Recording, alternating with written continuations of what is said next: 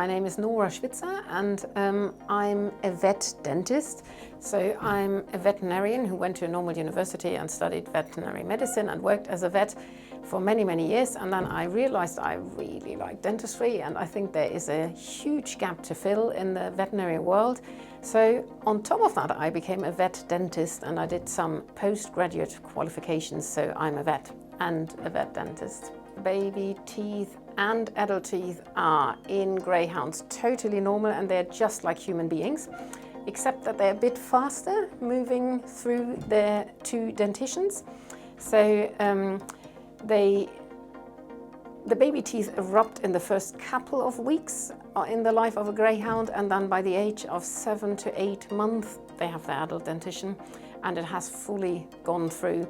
And if you see two teeth from the same sort in the same place in the mouth, you have a problem.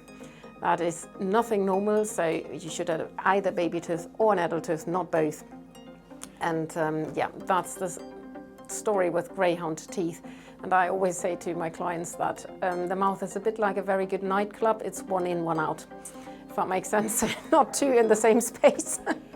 Greyhound have 4 different types of teeth. They have their incisors. That's the front teeth. You have 6 on the upper jaw and 6 on the lower jaw.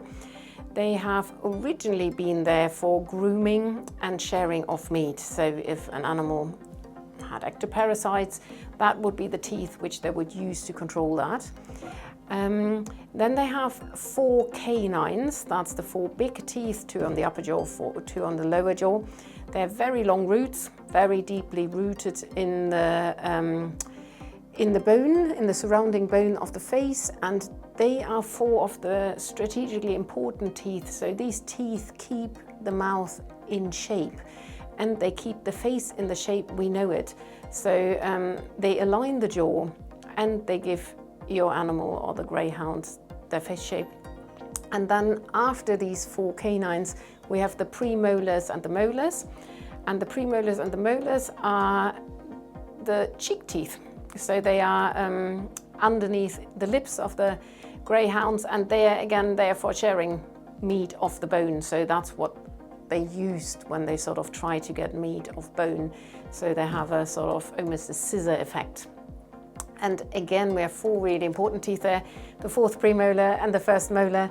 The 1st molar in the lower jaw is the biggest tooth from the teeth in the cheek teeth area.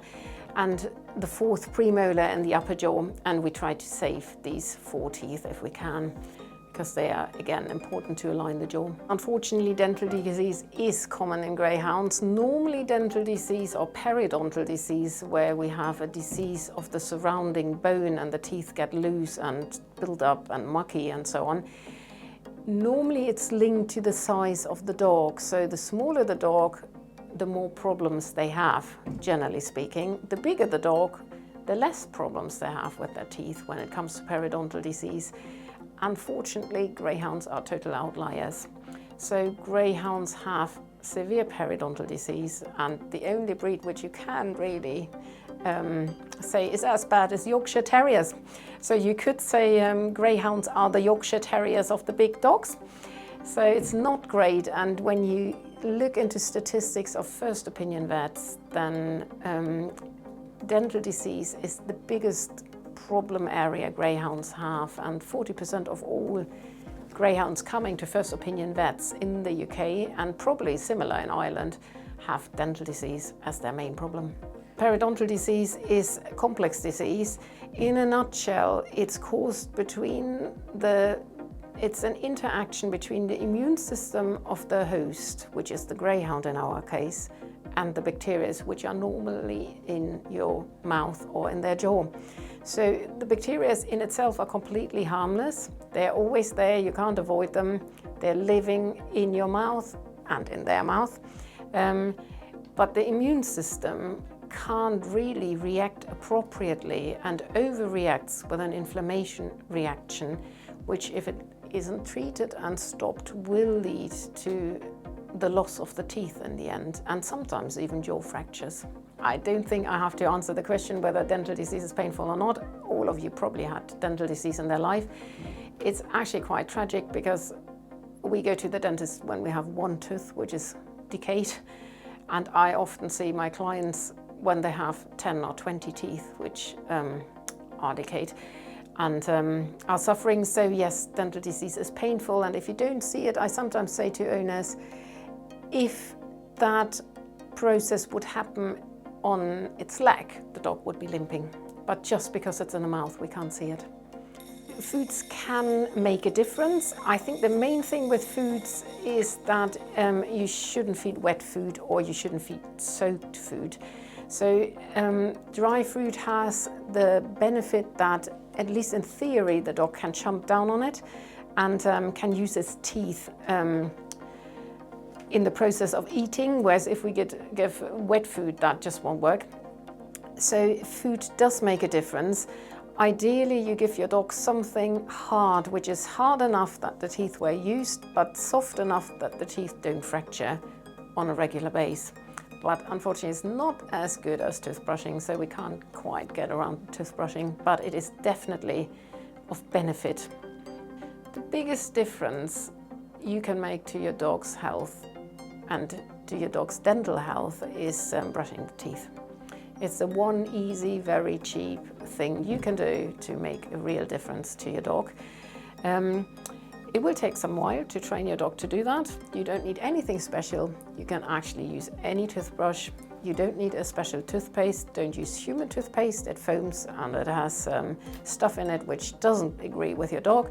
But you can use pate, you can use cream cheese, you can use whatever you want, as long as it means that your dog lets you brush teeth, and it's brushing which is the crucial bit of the brushing process, not the toothpaste, if that makes sense.